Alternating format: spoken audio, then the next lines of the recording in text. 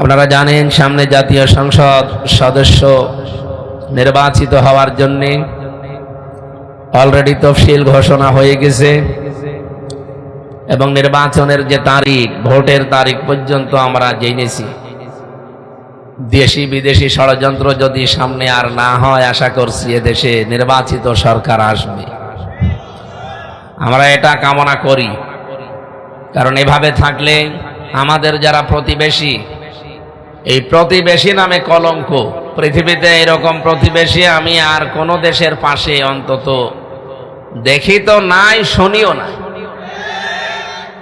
সিঙ্গাপুরের মতো জায়গায় তারা খ্রিস্টান, তারা বৌদ্ধ, 100 জনের 95 জন তারা অমুসলিম, কিন্তু তাদের পাশে মালয়েশিয়া মুসলমান দেশ।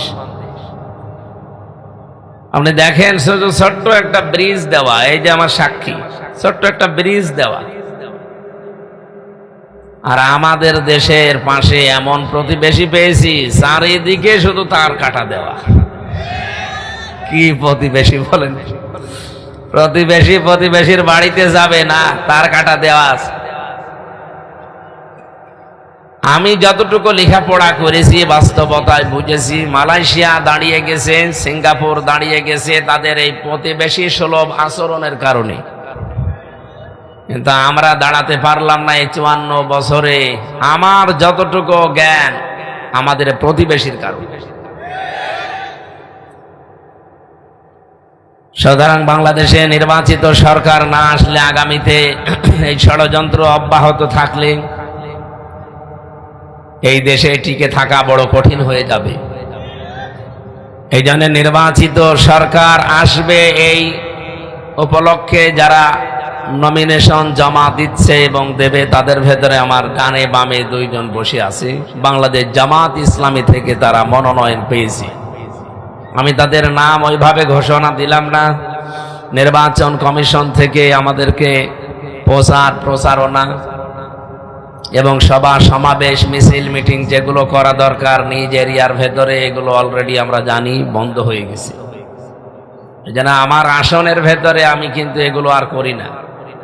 আমার বাইরে যে সমস্ত আসন আছে সেখানে মানুষেরা নিয়ে যায় কোরআনে কারিম শোনার জন্য। তারই ধারাবাহিকতায় আজকে এসেছি বাংলাদেশের ঐতিহ্যবাহী জেলা পাবনা দারুল আমান ট্রাস্ট এই ময়দানে।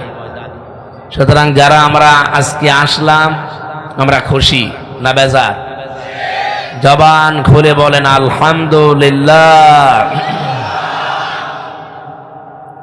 মানুষকে পৃথিবীতে আল্লাহ যা দিয়েছে সবচাইতে বড় দয়ার প্রমাণ মানুষের উপরে আল্লাহর এই কোরআন দেওয়া। এটা যদি না আসতো আমরা এখনো পর্যন্ত অন্ধকারে নিমজ্জিত থাকতাম। সুতরাং যারা পেয়েছি আমরা কোরআন, তাদের তো অন্তত খুশি হয়ে শুকরিয়া জানানো দরকার আল্লাহর কাছে। এমন একটা কিতাব আমরা পেয়েছি, এর ডান থেকে বাম থেকে উপর থেকে নিচ থেকে কোনো বাতিল এই 1500 বছরে প্রবেশ করতে পারে নাই, কিয়ামত পর্যন্ত পারবেও না। কোরআনে কারিমে রব্বুল আলামিন সূরা হামিম সেজদার 42 নম্বর আয়াতে ঘোষণা দিয়েছেন, লা ইয়াতিহিল বাতিলু মিন বাইনি ইয়াদাইহি ওয়ালা মিন খালফি। এমন কোরআন দিয়েছি হে নবী আপনাকে, এখানে বাতিল প্রবেশের কোনো অধিকার নেই, অনুমতি দেওয়া নেই। তানজিলুম মিন হাকিমিন হামিদ, প্রশংসিত দয়াময় আল্লাহর পক্ষ থেকে এটা নাজিল করা হয়েছে, প্রজ্ঞাময় আল্লাহর পক্ষ থেকে। আয়াতের তাফসীর আমি যতগুলো দেখেছি মুফাসসিরিন ইকরাম লিখেছেন, বহু মানুষের ভেতরে চেষ্টা চালিয়েছিল, কেউ পারে নাই। কিয়ামত পর্যন্ত যেহেতু পারবে না, সুতরাং এই অথেন্টিক কিতাবের ব্যাপারে আমাদের কোনো সন্দেহ আছে? আরো জোরে বলেন আছে? আমরা দেখতে পাচ্ছি এখন 1500 বছর পরে আবুল সরকারের মতো এরা কিন্তু কোরআনে কারিমে অলরেডি বাতিল প্রবেশ করিয়ে ফেলেছে। ওরা দেশের মানুষের সামনে আয়াত পড়ছে, কুল আউযু বিরাব্বিন নাস, মালিকিন নাস, ইলাহিন নাস। আল্লাহ নাকি এখানে নাচতে বলেছে। আমি ছেলে যাওয়ার আগে আমার মেয়েটা ছিল মাত্র 7 মাস বয়স।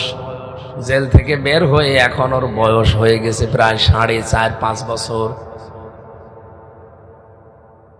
পরে যদি জিজ্ঞাসা করেন আম্মু নাচ মানে কি, আমারে ফারিহা পর্যন্ত বলবে নাচ মানে মানুষ, কারণ ও শুনতে শুনতে অভ্যস্ত হয়ে গেছে। আর আবুল সরকার আমার মনে হয় বাবারও বড় হবে, এখনো পর্যন্ত লোকটা জানে না নাচ মানে কি। আন্দাজে মন গড়া এক ব্যাখ্যা দিয়ে দিল, নাচ মানে নাচতে বলেছে। এত বড় অথেন্টিক কিতাবের ব্যাপারে যারা এরকম কথা বলতে পারে, আল্লাহর ঘোষণা হচ্ছে লা আখাযনা মিনহু বিল ইয়ামিন সুম্মা লাকাতনা মিনহুল ওয়াতিন ফামা মিনকুম মিন আহাদিন আনহু হাজিজিন। সূরা হাক্কাতের 45, 46, 47 নম্বর আয়াতে আছে, আমি শুধু নির্ভর এবং নির্ভুল যে কোরআনে কারীম এবং কত অথেন্টিক, আল্লাহর ব্যাপারে কত সেনসিটিভ সে কথা বোঝাতে আয়াতগুলো পড়লাম। নবীকে আল্লাহ ডাক দিয়েছেন লা খাজনা, আমি আপনাকে ধরতাম। এই এদিকে তাকা, এখানে ধরার কথা আল্লাহ নিজে বললেন যে আমি ধরতাম। কি দিয়ে? মিনহু বিল ইয়ামিন, আমি আল্লাহ আমার ডান হাত দিয়ে আপনাকে আমি চেপে ধরতাম। এতদিন আমরা সিলেবাসভুক্ত যারা আলেম, এখানে অনেকেই বসে আছে, এখন যদি জিজ্ঞাসা করে আয়াতের বাংলা অর্থ করেন তো মুখস্থ আছে বলে দেবে, হে নবী আপনার ডান হাত চেপে ধরতাম, কণ্ঠনালী কেটে ফেলে দিতাম না। এ কথা এখানে বাংলায় আপনি মিলাতে পারবেন? যারা আলেম আছেন তাদেরকে বলছি, এখানে ফাইল সরাসরি আল্লাহ নিজে মিনহু বিল ইয়ামিন দিয়েছেন।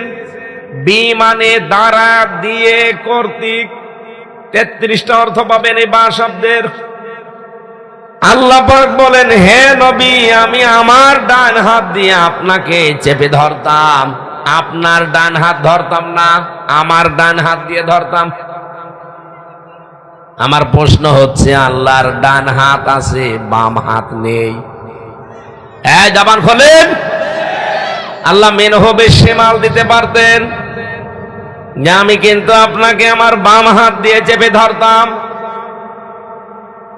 বাম হাতের কথা আল্লাহ এই কারণে দেয়নি, কারণ তার বাম হাতে শক্তি নেই। ও বলছে ঠিক, বাম হাতের থাপ্পড় খেয়েছেন আপনি আল্লাহর। এই যে কিছুদিন আগে একটু নাড়া দিয়ে গেল, আর যদি 1.5 মাত্রা বেড়ে যেত এই নাড়াটা বাংলাদেশ ইন্দোনেশিয়া হয়ে যেত। কিছু তো টের পাননি। আমি ওই সময় এক ঘরের ভেতরে ছিলাম, হঠাৎ দেখতে কাঁপতেছে। কি গো, কেউ কি নাড়াচাড়া দেয়? অপরের দিকে তাকিয়ে দেখে ছাদও টলকাচ্ছে। পরবর্তীতে দেখলাম বিজ্ঞানীরা জানিয়েছে এই বাংলাদেশে যে ভূমিকম্পটা হয়ে গেল, শুধুমাত্র আর 1.5 মাত্রা যদি বেড়ে যেত এ দেশে একটা বিল্ডিংও খুঁজে পেতেন না। লাশ মাটি দেওয়ার জন্য মানুষও পেতেন না। কত মাটি দেবেন?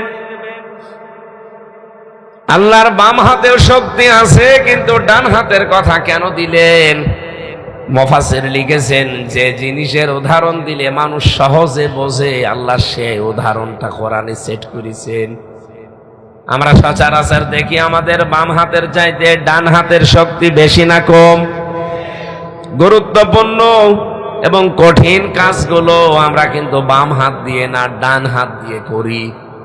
কোন জিনিস ধরতে হলে শক্ত মজবুত ভাবে কোন হাত দিয়ে? আরো জোরে। আল্লাহ এইটাই বুঝিয়েছেন।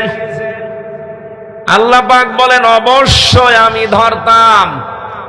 এখানে যদি আখজ না দিয়ে আল্লাহ আয়াত শুরু করতেন, সত্যি কথা বলছি, আয়াত আমি পড়তাম না।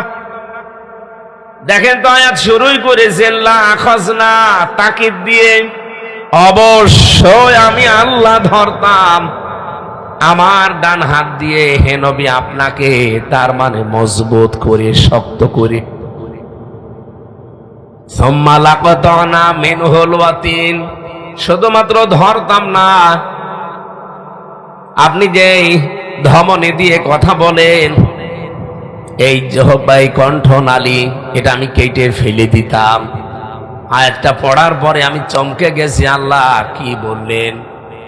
যেই নবীকে কোনোদিন আপনি নাম ধরে ডাকেননি, তার সম্মান নষ্ট হবে এ কারণে, যেখানেই নাম ধরেছেন সঙ্গে সঙ্গে রিসালাতের ঘোষণা দিয়ে তার সম্মান আরো বাড়িয়ে দিয়েছেন। ওরা কোরআনে আপনি 4 জায়গায় তার নাম পাবেন, কিন্তু যেখানেই মোহাম্মদ সঙ্গে সঙ্গে আছে মোহাম্মদুর রাসূলুল্লাহ। ওয়ামা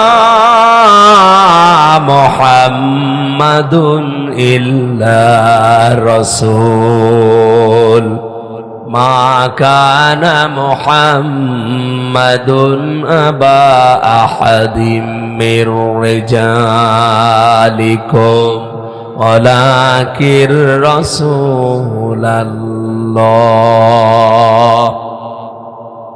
সূরা মুহাম্মাদের ভেতরে এক জায়গায় আছে নুজিলা আলা মুহাম্মাদ ওয়া হুয়াল হাক্কু মির রাব্বিহিম। এই জায়গাগুলোতে আল্লাহ নাম ধরেছেন ঠিক, কিন্তু শুধু নাম ধরেননি, রিসালাতের ঘোষণা দিয়ে সম্মান যা ছিল আরো বাড়িয়ে দিয়েছেন। অথচ এই আয়াতের ভেতরে আল্লাহ বলেন, হে নবী, আপনার কণ্ঠনালী আমি আল্লাহ কেটে ফেলতাম। কারণ কোরআনে কারিমের ভেতরে কারো কথা নেই, যা আছে সব আমার নিজের কথা। এগুলো সব আমার কুদরতের জবান থেকে বের হওয়া কথা, এত অথেন্টিক। আপনি নিজের কথা যদি আমার নামে চালিয়ে দিতেন যে এইগুলো আল্লাহ বলেছেন, তাহলে আপনাকেও আমি ছাড়তাম না। আমি এই আয়াতের বিজ্ঞান ভিত্তিক তাফসীর পড়তে গিয়ে দেখেছি, মানুষ যে কথা বলে, আমরা যে কথা বলতে পারি, আল্লামাহুল বায়ান, এই আয়াতের তাফসীর করতে গিয়ে মুফাসসির লিখেছেন, আধুনিক বিজ্ঞানী যারা, আধুনিক তাফসীরে বেশি কথা বলতে গেলে 27টা ধাক্কা লাগে কণ্ঠের ভেতরে। আমি যে কথা বলছি, এক একটা কথা তৈরি হতে 27টা স্তর পার করা লাগছে, তারপর একটা কথা তৈরি হয়। আল্লাহ পাক বলেন, এই কথা বলার যে জায়গাটা, এটা আমি ছেদ করে দিতাম, কেটে ফেলতাম। কোরআন হাদিস তো বলে প্রতিটি স্তরে একজন করে ফেরেশতা আল্লাহ বসিয়ে রেখেছেন। আর বিজ্ঞান বলছে এই প্রত্যেকটা স্তরে এক জায়গা থেকে আরেক জায়গা, আরেক জায়গা থেকে আরেক জায়গা, কথাগুলো এভাবে একটার সাথে আরেকটা যায়। 27 নাম্বার জায়গায় যিনি বসে আছেন, উনি তখন এই পৃথিবীর জমিনে এই মুখের গর্ত থেকে কথাটা বের করে দেয়। অপাবনাবাসী আল্লাহ পাক তো বলতে পারতেন, হে নবী, এই 27 জন ফেরেশতার একজনকে বলতাম যে তুমি দায়িত্ব পালন করবা না, আপনি আর কথা বলতে পারতেন না। তো কেন বললেন যে আপনার কণ্ঠনালী আমি কেটে ফেলে দিতাম? ফামা মিনকুম মিন আহাদিন আনহু হাজিজিন। এই ব্যাপারে আমাকে বাধা দেওয়ার মতো বা আপনাকে বাঁচানোর মতো সক্ষমতা আমার হাত থেকে কারো ছিল না। এত বড় অথেন্টিক কথা কোরআন ছাড়া পৃথিবীর কোন বইয়ের ব্যাপারে আমরা পেয়েছি? আরো জোরে বলেন। এর আগেও তো কত কিতাব আল্লাহ দিয়েছিলেন, আমরা জেনেছি 104 খানা কিতাবে পৃথিবীতে এসেছে। 100টা বড় বড় আর 4টা বড় বড় কিতাব আর 100টা সহিফা। কোন কিতাবের ব্যাপারে আল্লাহর ঘোষণা নেই, ইন্না নাহনু নাযালনা যিকরা ওয়া ইন্না লাহু লাহাফিজুন। এটা আমি আল্লাহ নিজে নাযিল করেছি, আর এর হেফাজতের দায়িত্ব আমি আল্লাহ নিজে নিয়েছি। অন্যান্য কিতাবের ব্যাপারে কথা ওই কিতাবের ভেতরে পাওয়া যায়নি, এই জন্য ওগুলোর গ্যারান্টিও পৃথিবীতে এখন নেই, সব রদ বদল হয়ে গেছে। ১৫০০ বছর হয়ে গেল, আজও পর্যন্ত একটা অক্ষর কেউ পাল্টাতে পারে নাই। এই জন্য এমন অথেন্টিক কিতাবের ব্যাপারে যেহেতু আজ পর্যন্ত কেউ কিছু প্রবেশ করাতে পারে নাই, আবুল সরকার না, আবুল সরকারের বাবাও পারবে না। হামজা পারবে, হামজার বাবা পারবে, আমার দাদা পারবে। সুতরাং এরকম একটা কিতাব শোনার জন্য আমরা এসেছি। কোন হিন্দু কিন্তু এ কথা বলতে পারে না কোরআন শরীফ আমার, বলতে পারে না। আমি এক হিন্দু প্রফেসর, কলেজের অধ্যাপক, বিসিএস ক্যাডার, ওনারে বলেছিলাম যে স্যার আপনি তো জ্ঞানী মানুষ, আপনাকে আমি মুসলমান হতে জোর করি না, দাওয়াত দেই, কিন্তু আপনি আমার কোরআন শরীফ ধর্মীয় গ্রন্থ এটা একটু বুঝে বুঝে পড়বেন। ওনাকে শুধু বলেছিলাম যে 3 মাসের ভেতর একবার বাংলাটা শেষ করবেন, আপনি যেহেতু আরবি পারেন না। 3 মাস পরে ওনারে জিজ্ঞাসা করলাম, স্যার কি অবস্থা? আমারে বলছে মাওলানা আমি মুসলমান হয়ে গেছি। কেন? আপনাকে তো আমি জোর করিনি মুসলমান হওয়ার জন্য, দাওয়াত দিয়েছিলাম। আপনি কি মুসলমান হয়ে গেলেন? বলছে আপনার হাতে গিয়ে আমি কালেমা পড়তাম, কিন্তু আমার তর হয়নি। বাড়ি যশোরে, যশোর থেকে কুষ্টিয়া 100 কিলোমিটার, এত দূর যাবো যদি পথের ভেতরে মরে যাই। এই জন্য আমাদের ইমাম সাহেবের কাছে অলরেডি আমি 8-9 দিন আগে মুসলমান হয়ে গেছি। সূরা হজ এর 73 নম্বর আয়াতটা আমি প্রায় 50 বার পড়েছি বাংলাতে। আমি তো আরবি পড়তে পারতাম না ওই সময়, এখন আস্তে আস্তে শিখে ফেলেছি।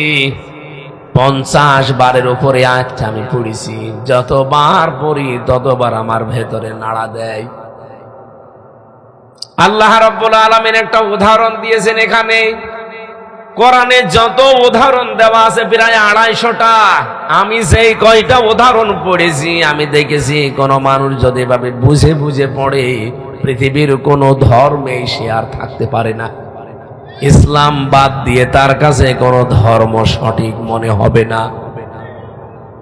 স্যার আমারে বলছিল, আমি যখন তেলাওয়াত করছিলাম, যেহেতু বাংলায় লেখা আছে নিচে উচ্চারণ, আমি ওইটা পড়ছিলাম, ইয়া আইয়ুহান নাসু গরিবা মাসালুন ফাসতামিউ লা।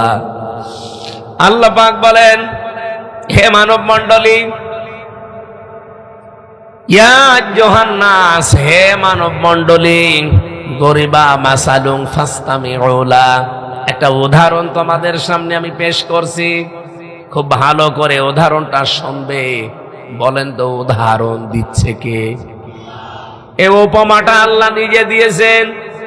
আল্লাহ পাক নিজেই বলছেন ফাসতামিউ লা, সামিয়াও দেয়নি, ফাসতামিউ দিয়েছেন। খুব ভালো করে শ্রবণ করবা। হযরত ইব্রাহিম আলাইহিস সালাম যে জাতির লোকদেরকে দাওয়াত দিয়েছিলেন, এই আয়াতের সারমর্মের ভেতরে আপনি পাবেন, ইন্নাল্লাযীনা তাদউনা মিন দুনিল্লাহ লা ইয়াখলুকু যুবাবাও ওয়ালা ইজতামাউ লা।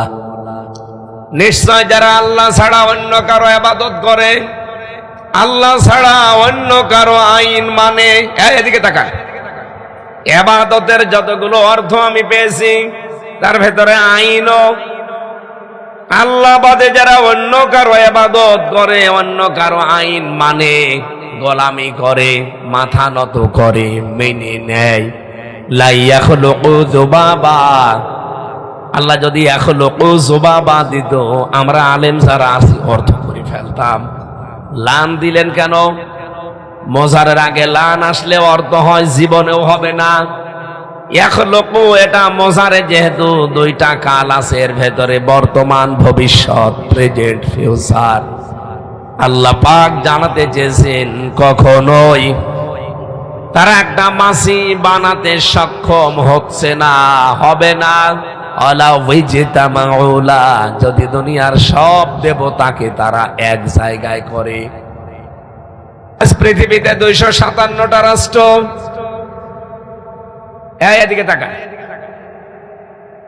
57টা মুসলমান রাষ্ট্র, বাকিগুলো সব অন্য জাতির লোকেরা বাস করে। আমার বিশ্বাস পৃথিবীতে এই যে 810 কোটির উপরে এখন আমরা মানুষ, মাত্র 175 কোটি আমরা মুসলিম, বাকিগুলো তো সব এক বাক্যে কাফের, অমুসলিম। বলেন তো এই সমস্ত মানুষেরা যাদের কাছে মাথা নত করে, ইবাদত করে, যাদের আইন মানে, তাদেরকেও কিন্তু তারা খোদার মতো মনে করে তাদের আইন মানে। আপনি আমেরিকায় যান, চীনে যান, জাপানে যান, রাশিয়ায় যান, পৃথিবীতে যেখানেই যাবেন, যারা আল্লাহর আইন বাদ দিয়ে অন্য কারো আইন মানে, আমরা যেমন আল্লাহকে সম্মান, শ্রদ্ধা, মর্যাদা দিয়ে তার আইন মানতে চাই, ওরাও আব্রাহাম লিঙ্কনের বানানো আইন ওইভাবেই মানতে চায়। ওরাও তাদেরকে খোদাই মনে করে। আল্লাহ পাক বলেন, ওদের সবাইকে যদি এক জায়গায় করে একটা মাছি বানাতে চেষ্টা করে, কিয়ামত পর্যন্ত তারা বানাতে পারছে না, পারবেও না। 1500 বছর হয়ে গেল এই চ্যালেঞ্জের মোকাবেলা, আজ পর্যন্ত কেউ করতে। আরো জোরে বলেন,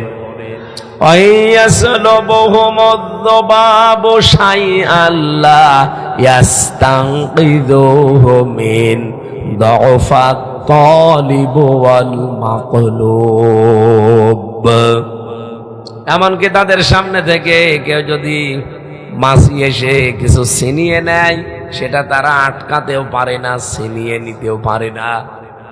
কতই না দুর্বল যাদেরকে ডাকা হয় এবং সে ডাক দেয়। স্যার আমারে বলছে, আমি 50 বারের উপরে আয়াতটা পড়েছি, যেবারই পড়ি চিন্তা করি আমার এখন প্রায় 53 বছর বয়স, আমি কি করলাম?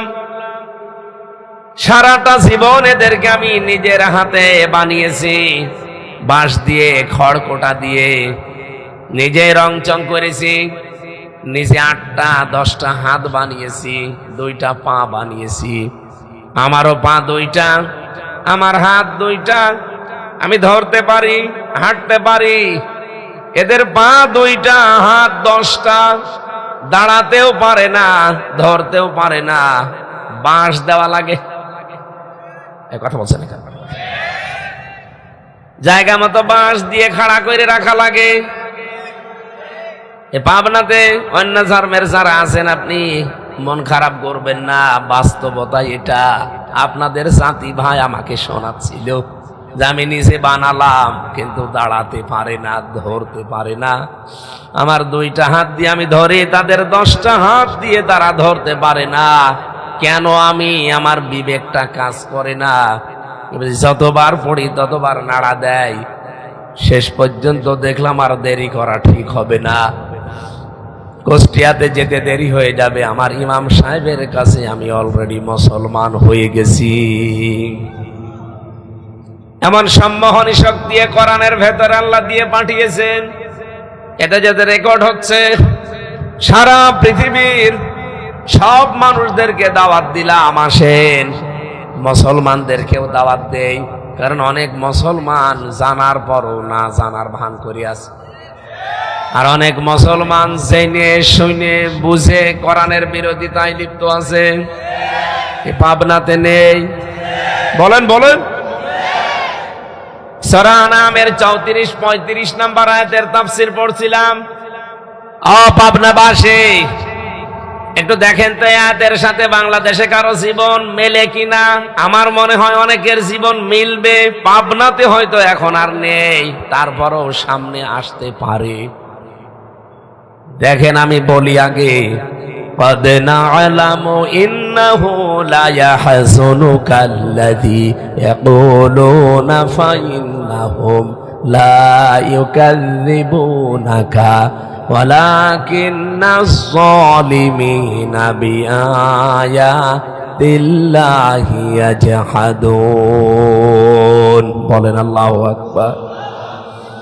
রব্বুল আলামিন বলেন, হে নবী আমি জানি ওরা যা আপনার সম্পর্কে বলে, কথায় আপনার কষ্ট হয়, ওরা আপনাকে পাগল বলে, জাদুকর বলে, কবি বলে, গণক বলে, আপনি তো কষ্ট পান আমি জানি। কিন্তু আশ্চর্যের বিষয়, ওয়ালাকিন্নাজ জালিমিনা বিআয়াতিল্লাহি ইয়াজহাদুন, এই জালেমরা আমার আয়াতগুলো অস্বীকার করে চলছে।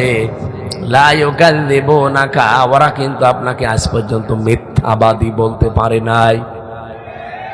আয়াতটা পড়ার পরে আমার একটা বিষয়, এই দেশ সম্পর্কে সেন্স এসেছে।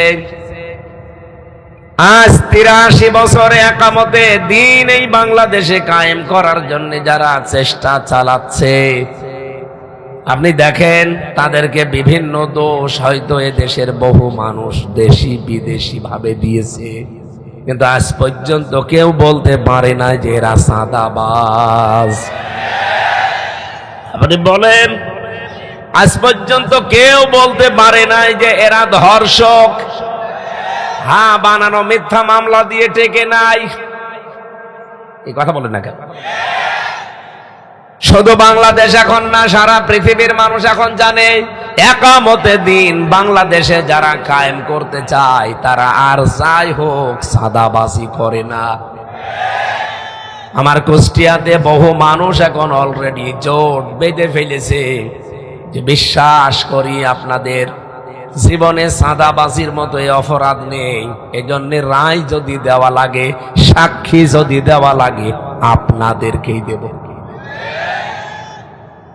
কিন্তু যে মানুষগুলো এখনো জেনে শুনে বুঝে বিরোধিতা করছেন তাদেরকে বলছি, আখনাস ইবনে শুরাইক আয়াতের শানে নজুলে পাবেন। এই লোকটা একদিন গোপন ঘরে আবু জেহেলকে জিজ্ঞাসা করছে, নেতা আব্দুল্লাহর বেটা মোহাম্মদ সাল্লাল্লাহু আলাইহি সাল্লাম, এই লোকটা যে কথাগুলো বলে কেমন মনে হয় আপনার কাছে? আবু জেহেল বলছে, আশপাশে কেউ নেই তো? বলছে, কেউ নেই, কথাগুলো যা বলে সব সঠিক কথা।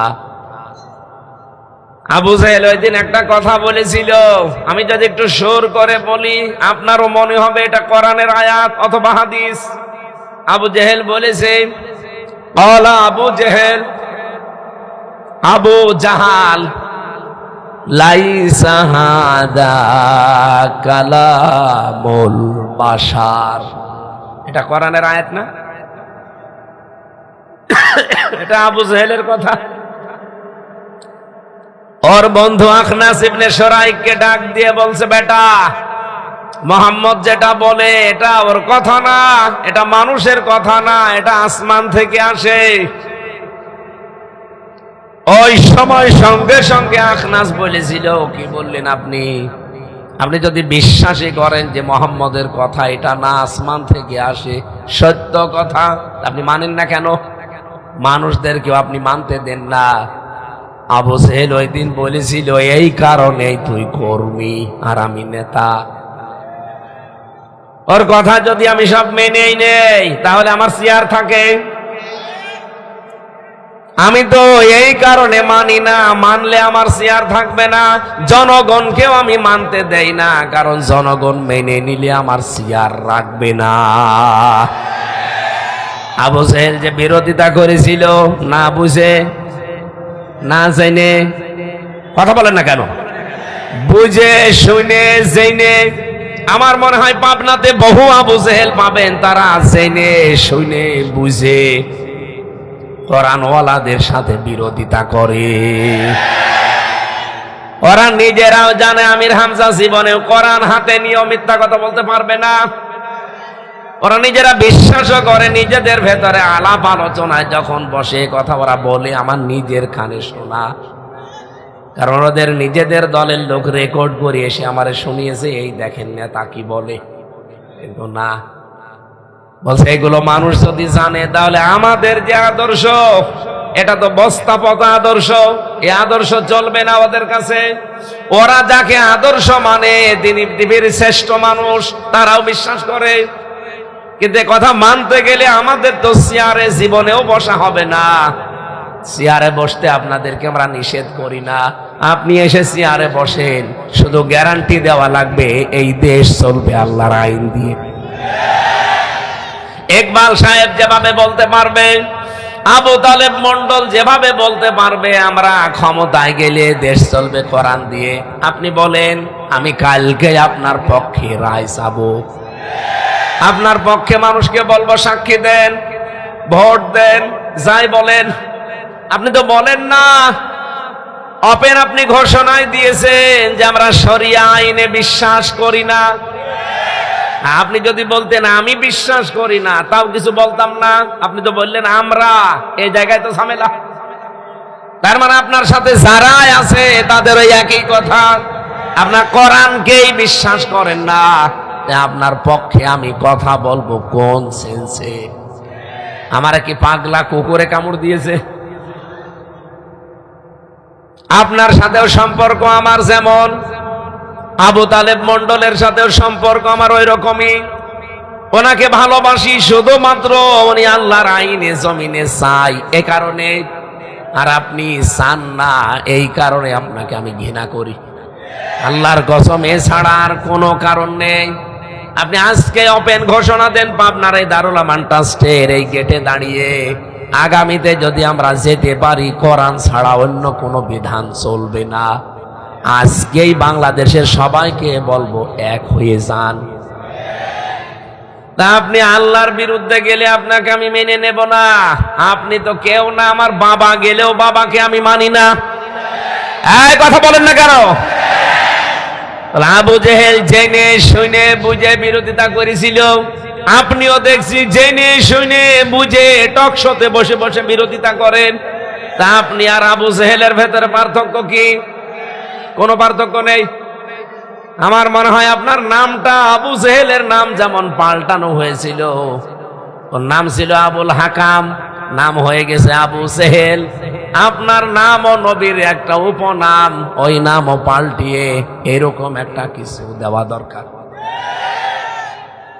আজকে একটা হাদিস পড়লাম, এই যে প্রথম যে অংশটা পড়লাম, ইন্নাল আবদা ইযা আযনাবা যামবান, অবশ্যই নিশ্চয় কোন বান্দা যখন একটা পাপ করে, অপরাধ করে, কানাত নকতাতুন সাউদাহু ফি কলবিহি, তখন তার অন্তরের উপরে একটা কালি পড়ে যায়। এই মানুষটা যখন আবার ইস্তেগফার করে, তাওবা করে, আল্লাহর দিকে ফিরে আসার চেষ্টা করে, আমার আল্লাহ বলেন কালিটা আমি মুছে দেই। কিন্তু আইন সাদাত সাদাত যখন আবার এই লোকটা এই গুনাহ অপরাধ করে, ও যদি আর ফিরে আসার চেষ্টা না করে, তাওবা না করে, ওই মানুষের ওই কালো অংশটার পাশে আরেকটা দাগ দেওয়া হয়। দাগ দিতে দিতে এমন পর্যায়ে চলে যায়, তখন ওর কাছে ভালো কাজও ভালো লাগে না, খারাপ কাজও ভালো লাগে না, সব সমান মনে হয়। আমার মনে হয় হাদিস বাংলাদেশের অনেকের জন্য আজ কার্যকর। এক কথা বলেন না কেন? আপনি দেখেন, জ্ঞান তাদের নেই তা না, তাদেরকেও মানুষ জ্ঞানী মানুষই মনে করত। আবু জেহেলের মতো তো জ্ঞানী তারা না। আবু জেহেলের নাম ছিল আবুল হাকাম, জ্ঞানীর পিতা। সে যখন আল্লাহ রাসূলের এই সঠিক কথাগুলো জানার পরে, বোঝার পরেও মানে নাই, এমন নাম দিয়েছে কিয়ামত পর্যন্ত নাম দুনিয়ায় কেউ রাখবে না। আপনি আজ পর্যন্ত পাবনাতে শুনেছেন কেউ কি বলে যে কুকুরটা আমি আবু জেহেলের নামে রাখলাম? ওর নামে কুকুরও কেউ পোষে না। আপনার নাম যতই সুন্দর হোক, এমন নাম পাল্টিয়ে যাবে, ওই নামও আপনার কিয়ামত পর্যন্ত এই পাবনাতে কেউ রাখবে না। হ্যাঁ, আমি জানি আপনার হেদায়েতের পরিবর্তে আপনার শয়তানি বাড়বে, আপনার ভেতরে তো কালো হয়ে গেছে। কোরআনে কারীমের সূরা মুতাফফিফিনের ভেতরে এই হাদিসের সমর্থনে আল্লাহ আয়াত নাযিল করেছেন, কাল্লা বাল রানা আলা কুলুবিহিম মা কানু ইয়াকসিবুন। কখনোই না, তোমরা যেটা ভাবো সেটা না। এই গুনার কারণে আমি আল্লাহ তোমাদের অন্তরের ভেতরে কালিমা লেপন করে দিয়েছি। মুসাফির অবস্থায় আছি, হাজারো মানুষ নিয়ে এখনই দোয়া করছি আল্লাহর কাছে। রব্বুল আলামিন কোরআনের এই ময়দানে বসে দোয়া করছি, আমাদের অন্তরটা পাপের কালিমা দিয়ে ঢেকে দিও না। কারণ পাপ করতে করতে মানুষ যখন সীমা ছাড়িয়ে যায় তখন দুইটা ক্ষতি হয় তার। এক নম্বরে আল্লাহ তাকে হেদায়েত বঞ্চিত করে দেয়। আমার তো মনে হচ্ছে এই বাংলাদেশে এখন বহু মানুষ তাদের পাপের সীমা অলরেডি ছাড়িয়ে গেছে, তারা যে আর ফিরে আসবে সেই রাস্তা আর বাকি নেই। এই কথা বলেন না কেন? দুই নাম্বারটা কি? কোরআনে কারীম জানিয়েছে সূরা ইউনূসের 100 নম্বর আয়াত শেষের দিকে পাবেন, ওয়ায়াজআলুর রিজসা আলাল্লাযীনা লা ইয়াকিলুন। কোন মানুষ যখন তার বিবেক অনুযায়ী কাজ করে না, তার জ্ঞান অনুযায়ী, কমন সেন্স অনুযায়ী কাজ করে না, তখন আল্লাহ ভুল সিদ্ধান্ত তার উপরে চাপিয়ে দেয়। এ বাংলাদেশের বহু নেতাকে আমরা দেখতে পাচ্ছি, 16 মাস আগেও যাদের জন্য এই দেশের মানুষ পাগল ছিল, 16 মাস পরে তাদের এই 16 মাসে মুখ দিয়ে এমন এমন কথা বের হচ্ছে, এমনকি গরু, ছাগল, হাঁস, মুরগি পর্যন্ত তাদের ওপরে রেগে যাচ্ছে। মানুষ তো দূরের কথা, হাঁস মুরগিও তাদেরকে আর সম্মান দেবে না। আপনি কোন কারণে 15.5 মাস পরে কথা বলতে গেলেন? একটু ভেবে চিন্তে কথা বলতে পারেন না? আপনি নিজেও কিন্তু 1.5 বছর 2 বছর আগে এই মাজলুম মানুষদের পক্ষে কথা বলতেন। কথা বলেন না কেন? 5 বছর আগে এই মাজলুম মানুষদের পক্ষে দাঁড়িয়ে আপনি নিজেই কথা বলতেন। হঠাৎ আপনাকে কিসে কামড় দিয়েছে বলেন তো? পাগলা কোত্তায়। ঠিকই বলিস, পাগলা কুকুরে কামড় না দিলে তো, আমি কুষ্টিয়া সেদিন বলেছিলাম এরকম কামড় যাদের দিয়েছে বাংলাদেশে আমরা দেখি, কুকুরে কামড় দিলে আগে তো 14টা ইনজেকশন দিত নাভিতে, এখন শুনলাম 6টা। আমার মনে হয় এরকম কামড় যাদের দিয়েছে তাদের এখন এই ইনজেকশন দেওয়া দরকার। আপনার বিবেক কিন্তু মরে গেছে। ওয়ায়াজআলুর রিজসা আলাল্লাযীনা লা ইয়াকিলুন। আকল যখন কাজ করে না, আপনার বিবেক যখন কাজ করে না, তখন ভুল সিদ্ধান্ত আল্লাহ একটার পরে একটা চাপিয়ে দেয়। আমি আশা করব আপনার বিবেককে আপনি জাগ্রত করেন, আগামীতে যেন বিবেকের উপরে আল্লাহ ছেদ ফেলে না দেয়। যদি একবার এরকম কোন সিদ্ধান্ত আল্লাহ নিয়ে নেয়, আপনি দুনিয়াতে ক্ষমতা দিয়ে কি করবেন? আনায় থাকেন 50 বছর, এরপরে তো আপনার মরা লাগবে। কথা বলেন না কেন? এই আবেগপূর্ণ কথাটাও যদি আপনার হৃদয়ে না লাগে, আমি দরদ নিয়ে বলছি আপনার জন্যে, 50 বছর না 100 বছর আপনাকে আমি চেয়ারে বসিয়ে রাখলাম, থাকেন, কি করবেন? ক্ষমতা দেখাবেন দুনিয়ায়, টাকা পয়সা কামাই করবেন, ছেলে মেয়ে জন্মাবেন, ঠিক মরা লাগবে। আরো জোরে বলেন। মরে গেলে কি হবে আপনি টের পাচ্ছেন? আপনাদের আগে নিজেও পড়াশোনা করেছেন যে মরে গেলে কি হবে আমার। সুতরাং এমন কোন কাজ আপনার বিবেক বহির্ভূত করবেন না যে হেদায়েত থেকে আবার চিরবঞ্চিত হয়ে যাওয়া লাগে। আল্লাহ যেন আমাদেরকে হেফাজত করেন, বলেন আমিন। এই পৃথিবীতে যে যেই ধরনের অপরাধ করে আল্লাহ পাক ওই ধরনের শাস্তি তার উপরে নাজিল করে। আজকের সূরা আনকাবুত থেকে 40 নম্বর আয়াতটা পড়েছি। আমার মাথার ভেতরে আয়াত নিয়ে যত তথ্য আছে আমি এবার ডেলিভারি দিতে চাই। শুনবেন না আপনারা? শুনবেন না? শুধু শুনেই শেষ না, এখানে 4 প্রকার মানুষের নাম আছে। এই 4টা গুনার কথা আমি এখন আলোচনা করব। এই 4 রকমের গোনা যদি বাংলাদেশে কোনো এলাকায় থাকে, কোন দলের ভেতরে, এমনকি পাবনায় যদি কেউ করে থাকেন, আপনি এই মুহূর্তে থেমে যাবেন। তাছাড়া আপনি অপরাধ করছেন, কিন্তু এই গোনার জন্য যে আযাব নাযিল হবে, গজব নাযিল হবে, আপনি মরবেন না, আপনার আশেপাশে যারা আছে তাদেরকেও মারবেন। এ কথা বলেন না কেন?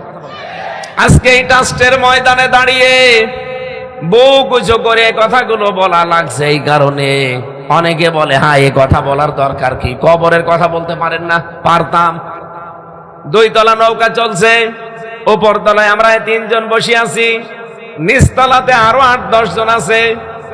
পানির ব্যবস্থা উপর তলায়, বারবার পানি নিয়ে আসতে যায় উপরে। আমরা যদি 3 জন বলি এত ডিস্টার্ব করেন, নিচেই তো পানি আছে, আমাদেরকে ঝামেলা করেন। ওরা যদি বলে ঠিক আছে, কোনদিন আর আপনাদের কাছে আসবো না, পানি আমাদের হাতের নাগালে।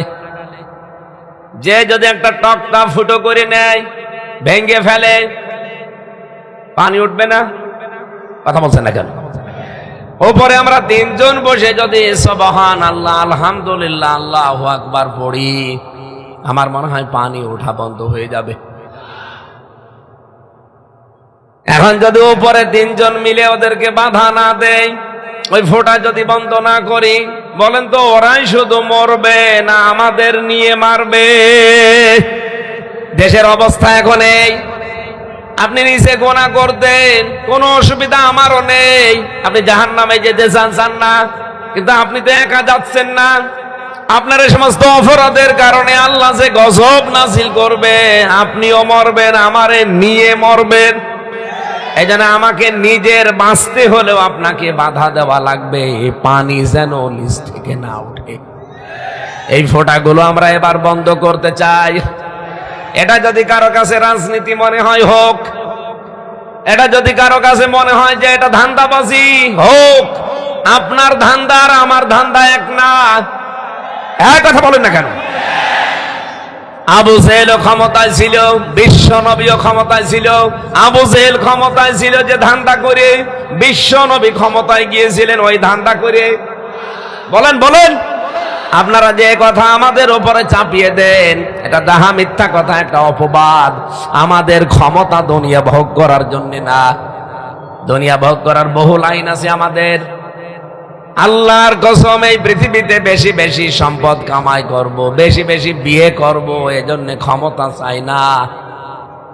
আমি যদি এখনই ইচ্ছা করি যে কালকে সকাল হতে হতে 100টা বিয়ে করব, আমি পারবো। হ্যাঁ, দেশে বিদেশে যত ভক্ত আছে, যদি একবার ফেসবুকে দিয়ে দেয় যে ঝড় তুলে দিয়েছি বিয়ের, আসেন, সারা দেশ থেকে 100টা না 500টা চলে আসবে। বিয়ে করার জন্য তো ক্ষমতায় যাওয়া লাগবে না, এমনিতে করতে পারতাম। টাকা পয়সা কামাই করার জন্য বহু লাইন আছে দুনিয়ায়। যে সমস্ত দেশে চলে গিয়েছিলাম, যদি এখানে আর না আসতাম, সারা জীবন পায়ের ওপরে পা তুলে একেবারে আরামে খেয়ে চলে যেতে পারতাম। কত সম্মান মর্যাদা ছিলাম ওই সমস্ত দেশে। এই রক্ত পিচ্ছিল, এই কং কং কাটা কারণপূর্ণ, এই যে ঝামেলাপূর্ণ রাস্তায় আজকে মানুষ অনেকে আমাদেরকে গালি দিচ্ছে যে হুজুর এখন বেলাইনে চলে এসেছে, আগের লাইন ভালো ছিল না। আগের লাইন আমি বুঝতাম না, এখন লাইন বুঝে ফেলেছি। কথা বলেন না কেন? আমি তো চাই আমার এই জীবনে যদি আল্লাহর বিধানটা আমি দেখতে পাই, আমার জীবন সার্থক। কথা বলেন না কেন? বহু মানুষকে দেখতে পাচ্ছি, তাদের সফলতা, তাদের জনপ্রিয়তা, এগুলো তারা মনে করে যে আমি একেবারে মরণ পর্যন্ত, কিয়ামত পর্যন্ত ধরে রাখবো। না, আপনার সফলতা, আপনার জনপ্রিয়তা, এটা আপনার হাতে না, এটা কার হাতে? আজ বাংলাদেশে যত মানুষ ভাইরাল, যত মানুষ জনপ্রিয়, যে লাইনেরই হোক, আমি আশা করি তারা যদি সবাই মিলে আজকে বলতো আমার এই জনপ্রিয়তা, আমার এই ভাইরাল হওয়া আমি ইসলাম কায়েমে কাজে লাগাবো, আমার মনে হয় ইসলাম অনেক এগিয়ে যেত। অনেকেই দেখি ভয় পায়, বলছে না দিনকাল ভালো না। দিনকাল কি 1500 বছর আগে ভালো ছিল? বলেন বলেন। এখানে যিনি কথা বলতেন আল্লামা দেলাওয়ার হোসাইন সাইদি রহমতুল্লাহ আলাই, ওনার মতো জনপ্রিয় বাংলাদেশ না, মুসলমানদের ভেতরে এখনো কেউ হয়েছে না, হয়নি। ডাক্তার জাকির নায়েক জনপ্রিয়, কিন্তু ওনার উপরে এখনো যেতে পারিনি। আমি তো বাইরের দেশগুলোতে জাকির নায়েকের অনুষ্ঠানও পেয়েছি, দেখা সাক্ষাৎও করেছি, কথাও বলেছি। আল্লামা সাইদির যে জনপ্রিয়তা, তার যে আমল, তার যে শারীরিক যে গঠন, আমার আল্লাহ এটা পৃথিবীর আর কাউকে দিয়েছে আমার মনে হয় না। আমি লোকটার সাথে 3টা বছরের ভেতরে কিছুদিন থাকার সুযোগ পেয়েছিলাম। প্রায় 80-র উপরে বয়স, এরপরেও রাতের বেলার তার যে ইবাদতের মাত্রা, আমি 33 বছরের যুবকও তার ধারে কাছে নেই। আমি নিজে হাফেজ, উনি তো হাফেজ না কোরআনের। নামাজে দাঁড়িয়ে তেলাওয়াত করছে, আমি হাফেজ 1 পারা 1.5 পারা পড়ি। উনি তো হাফেজ না, নামাজে দাঁড়িয়ে তেলাওয়াত কিছুক্ষণ করার পরে সেজদায় চলে যেত। সেজদায় দেখতাম পড়ি আছে তো পড়ি আছে। আমার 1-1.5 মিনিট 2 মিনিটে সেজদা শেষ, আর ওনার সেজদা আধা ঘন্টা 45 মিনিটে 1 ঘন্টা পড়ি আছে।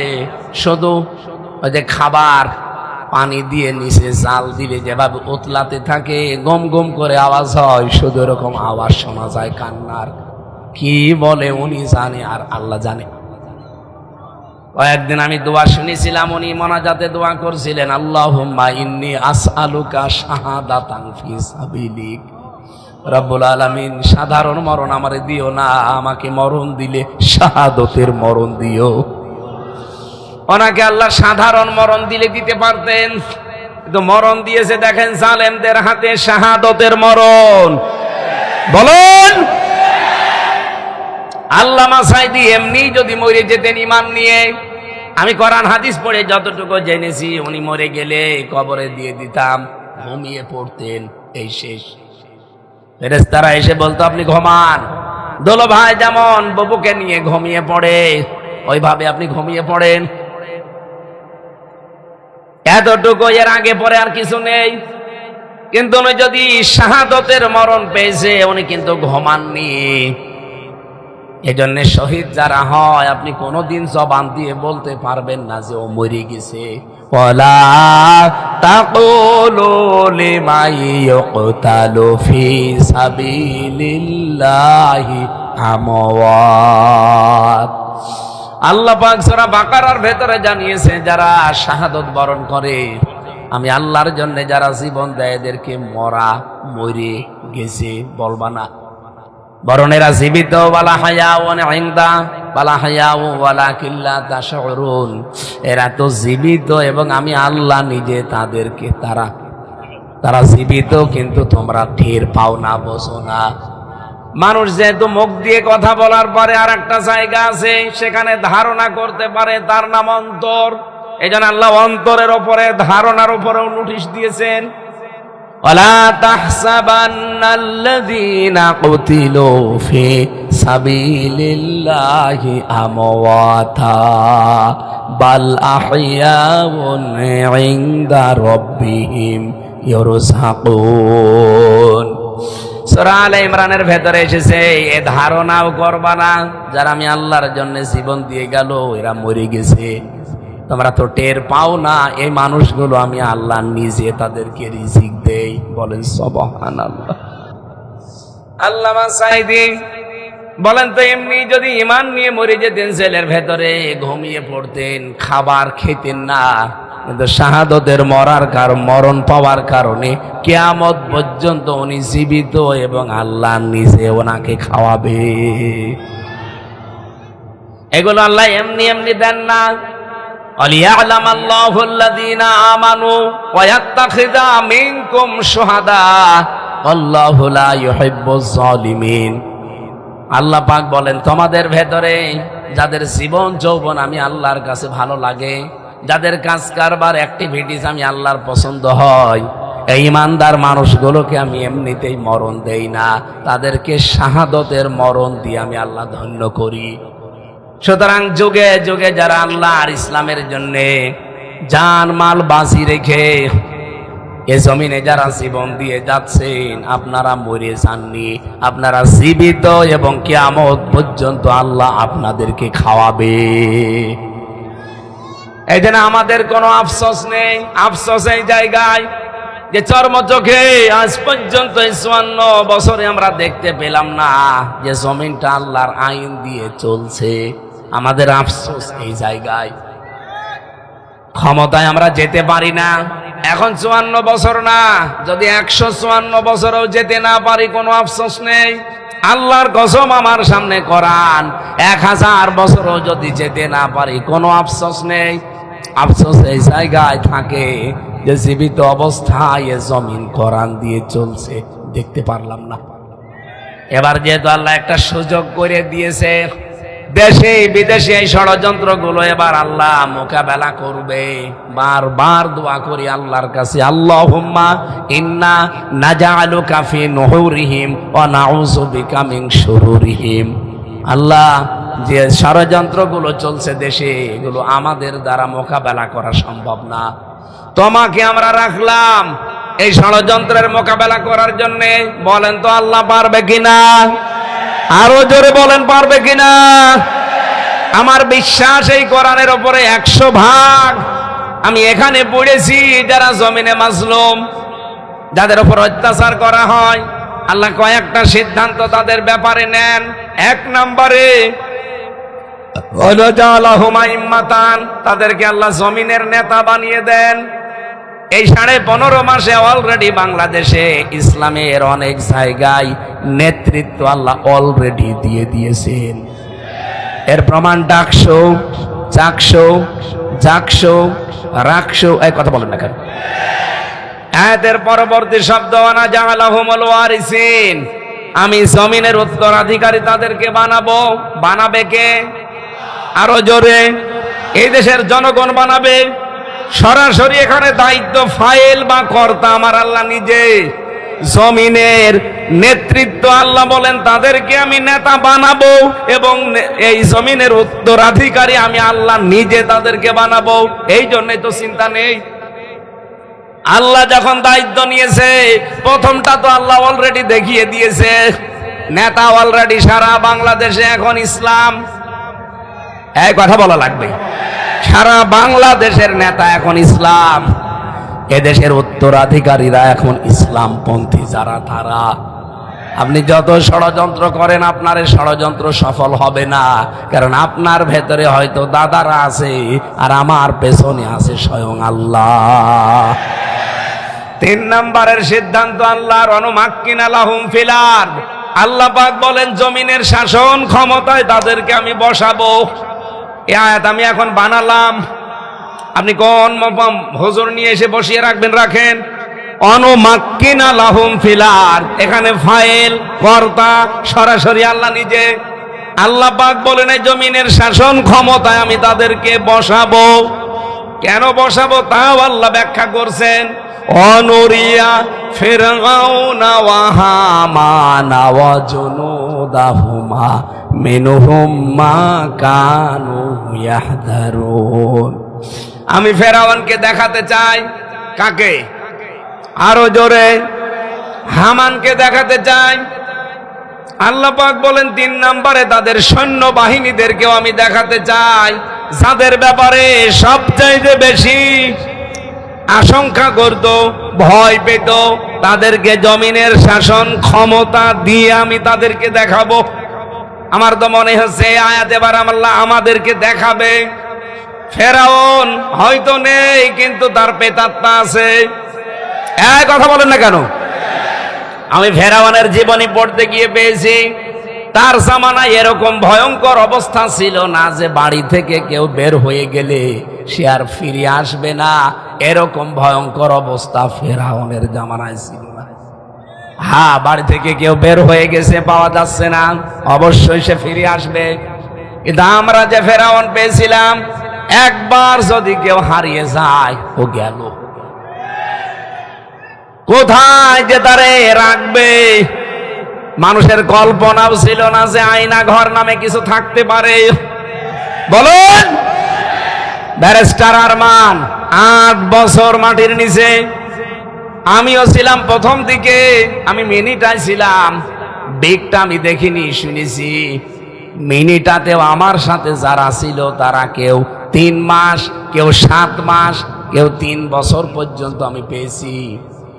মোবাইল নাম্বার দেওয়ালের সাথে খুশিয়ে খুশিয়ে লিখে রাখতে, নখ দিয়ে, যে ভাই কেউ যদি বাইরে যেতে পারেন এই নাম্বারটায় জানাবেন যে এই নামের লোকটা এখনো বেঁচে আছে। এমন অবস্থায় আমাকে রেখেছিল, আমি জানতাম না যে এখানে কি, একে দিন না রাত, মাটির নিচে 24 ঘন্টা অন্ধকার। যখন লাইট দেওয়ার সময় হয়তো লাইট ওরা নিজেরা চালাতো, ভেতরে কোনো সুইচ নেই, সব ওদের হাতে। জিজ্ঞাসা যদি করতাম ভাই এখন নামাজ পড়তে চাই, কয়টা বাজে, এমন গালি দিত নামাজ ভুলে যেতাম। মা বাবা তুলে গালি দিত। মাঝে মাঝে মুসলমান কিছু অফিসার পেয়েছিলাম, এরা আমারে বলতো কিসের নামাজ পড়বা, নামাজ পড়ে কি এখান থেকে বাঁচতে পারবা? ফেরাউনের জামানার সাথে এই ডিজিটাল ফেরাউনকেও মিলিয়ে দেখেছিলাম, সে এত খারাপ ছিল না। এই ফেরাউন যত নিচে নেমেছিল, একটা মানুষ বাড়ি থেকে চলে গেল তো গেল, আর জীবনে ফিরে আসবে না, কেমন দেশ। আল্লাহ বলেন এই ফেরাউনকে আমি দেখা ভাবনাবাসী। আমি যে কথা তুলেছিলাম বলার জন্যে, আল্লাহ পাক বলেন আমি ফেরাউনকে দেখাবো, যেহেতু এখন বাংলাদেশে ফেরাউন নেই, ফেরাউনের মতো যারা ছিল তাদেরকে দেখাবো। হামান নেই, হামানের মতো যারা ফেরাউনকে বুদ্ধি দিত তাদেরকে দেখাবো। অজনদাহমা, তাদের সৈন্য বাহিনীদেরকে দেখাবো। এই বাংলাদেশে 54 বছরের সবচাইতে বেশি যাদেরকে ভয় পেতেন, আশঙ্কা করতেন, আপনারা নিজেরা শুধু না, দাদা বাবুরা মিলে, আল্লাহ বলেন আমি তাদেরকে জমিনে এবার শাসন ক্ষমতা দেব। এই আয়াতটা কি কোরআনে আছে? সূরা কসস 5 এবং 6 নম্বর আয়াত। এই আয়াত এখন আমি কেবল বানালাম। আরো জোরে বলেন, বলেন তো আল্লাহর এই আয়াতটা আমরা বিশ্বাস করি 98 ভাগ। আরো জোরে বলেন, 100 ভাগ বিশ্বাস করেন কারা? দেখে লিল্লাহে তাকবীর। দেখেন তো হাত তোলেনি কে? দেখেন, হ্যাঁ ঠিক আছে, আলহামদুলিল্লাহ। হ্যাঁ আলহামদুলিল্লাহ, ঠিক আছে।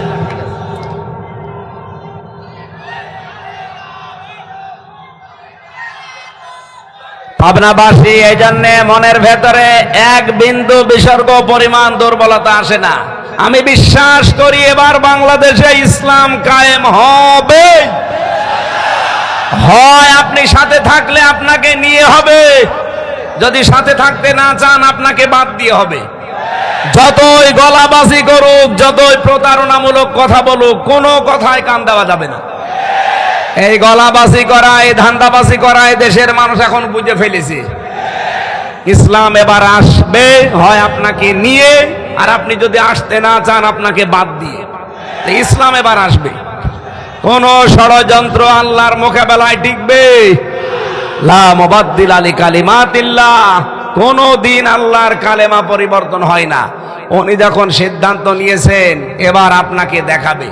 সারা জীবন আমি আবু তালেব মন্ডল সাহেবকে ওয়াজ শোনালাম যে জিলাপি, রসগোল্লা এরকম মোটা মোটা হয়, সাদা, মিষ্টির ভেতরে, রসের ভেতরে ভেজানো থাকে।